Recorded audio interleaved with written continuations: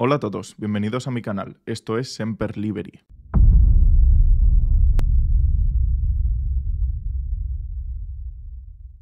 En el vídeo anterior hicimos una pequeña introducción del libro situando las ideas generales. Hoy analizaremos más en profundidad los capítulos 1 y 2.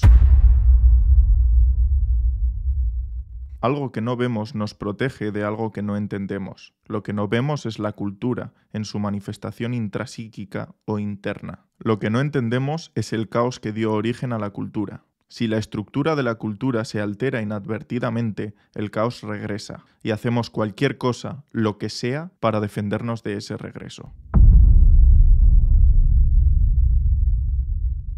Como ya dijimos en el vídeo anterior, el mundo se puede entender como un lugar de cosas o como un foro de acción, un lugar donde actuar. Este libro plantea una distinción fundamental entre la realidad objetiva, que sería la manera moderna de ver el universo, y la realidad subjetiva mucho más vinculada a la experiencia que a los objetos. En este punto hemos dado por sentado que los mitos eran equivalentes en su función y sus intenciones a la ciencia moderna. Lo que se sostiene en este libro es que el mito no sería una especie de protociencia primitiva. El mito sería algo completamente distinto.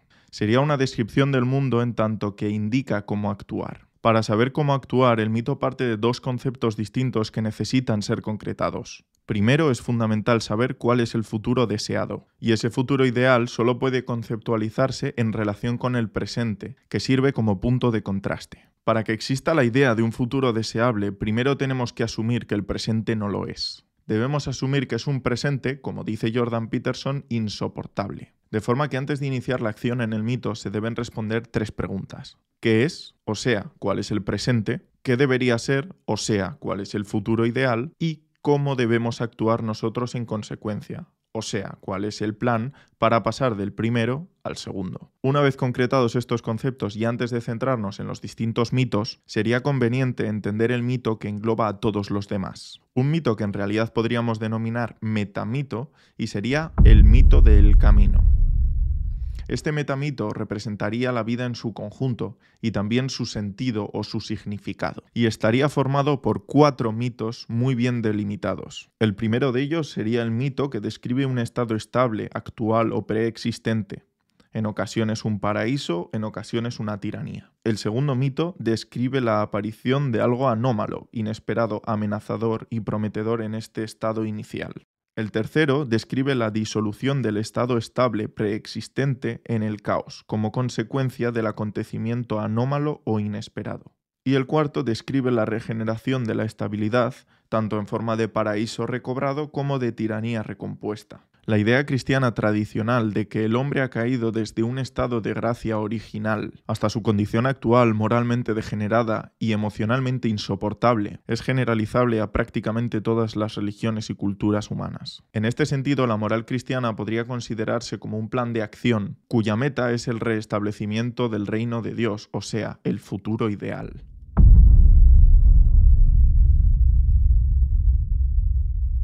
Los seres humanos estamos biológicamente preparados para responder a la información anómala, a la novedad. Ya podemos estar haciendo cualquier cosa que si ocurre algo inesperado, probablemente nuestra actividad parará. Y toda nuestra atención se dirigirá automáticamente hacia la novedad. Peterson afirma que ese patrón de conducta instintivo es el que impulsa el aprendizaje. Todo este aprendizaje tiene lugar como consecuencia del contacto con la novedad, con la anomalía. Existirían dos tipos de anomalía. Por un lado estaría la anomalía normal y por otro lado estaría la anomalía revolucionaria. La anomalía normal es aquella que deja intactos tanto nuestra visión del presente como nuestra visión del futuro ideal. Pero esta anomalía hace que el sujeto tenga que cambiar su plan de acción para pasar del presente insoportable al futuro deseado. Un ejemplo de la anomalía normal sería el siguiente. Imagina que te has quedado en la oficina trabajando hasta tarde porque quieres terminar un proyecto importante y llegado un punto te das cuenta de que tienes que ir al baño. No hace falta decir en este caso cuál es el presente insoportable. Y también estaremos todos de acuerdo en que el futuro ideal es aquel en el que hemos ido al baño. El recorrido desde la mesa hasta el baño nos lo sabemos de memoria, lo hemos hecho cientos de veces. Pero al llegar a la puerta del baño nos damos cuenta de que está cerrada con llave,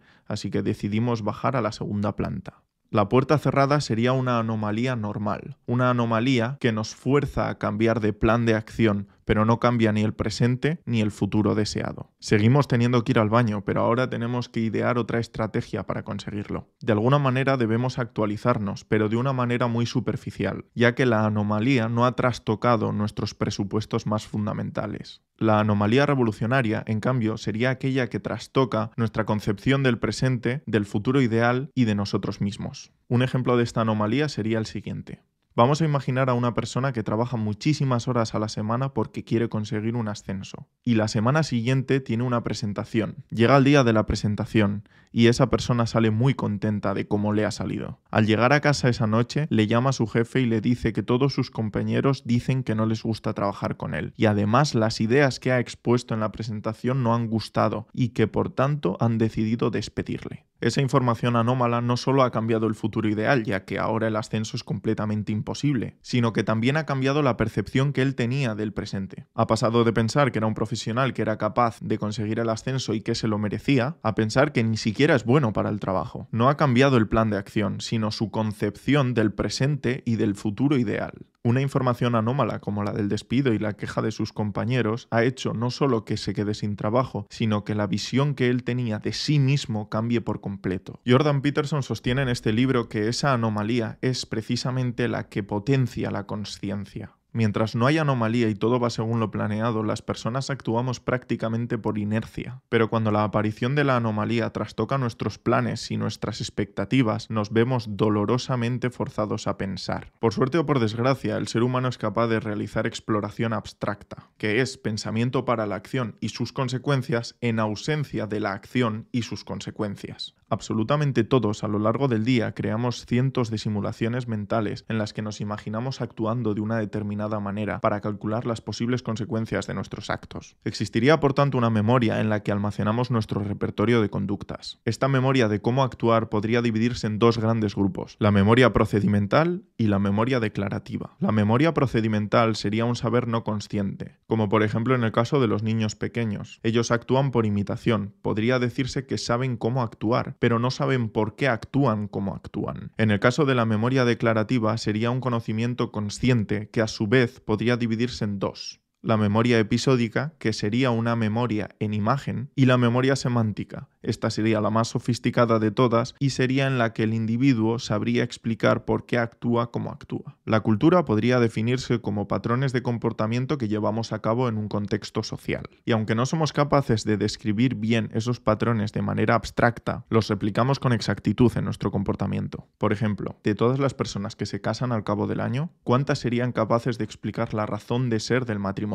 Su sentido, más allá de las explicaciones sentimentales. Probablemente muy pocos y aún así todos reproducen a la perfección estos patrones de comportamiento.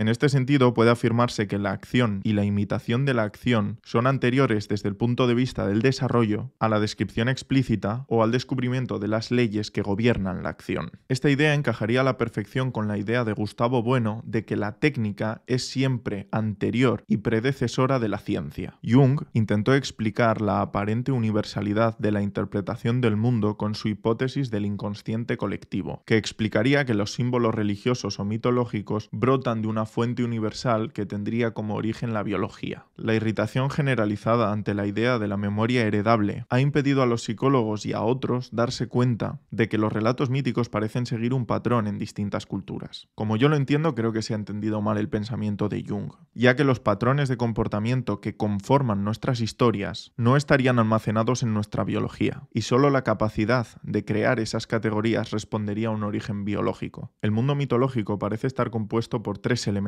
y por un cuarto que los precede, los sigue y los rodea a todos. En esta representación se ve como la Gran Madre, o sea la naturaleza y lo desconocido, envuelve al Gran Padre o a la cultura, que a su vez tiene en su interior al héroe que representaría al individuo. Y el elemento que los precedería a todos sería el dragón del caos, también llamado Uroboros, que representaría el todo antes de la existencia del individuo, que es el que con su existencia crea las categorías. Se representa como un dragón o una serpiente que se come a sí misma, símbolo de la unidad absoluta, del todo como ente indivisible. La Gran Madre sería la categoría en la que entraría todo lo desconocido. Su naturaleza es femenina, puesto que es la fuente de toda vida, aunque también es la causa de la destrucción. La naturaleza es tanto nacimiento, representado como la madre que amamanta, como un huracán que destruye todo a su paso y que por tanto asesina a sus propios hijos. El Gran Padre representaría lo conocido, los muros protectores de la cultura y la sociedad. Es tanto rey sabio que protege a sus hijos de lo desconocido, este sería el aspecto positivo de la cultura, como tirano vengativo que devora a sus hijos, y este sería su aspecto negativo. Para entender estas categorías podemos hacer uso de uno de los mitos más importantes. Este mito de la creación se llama Enuma Elis. Es un mito babilónico del 1200 a.C.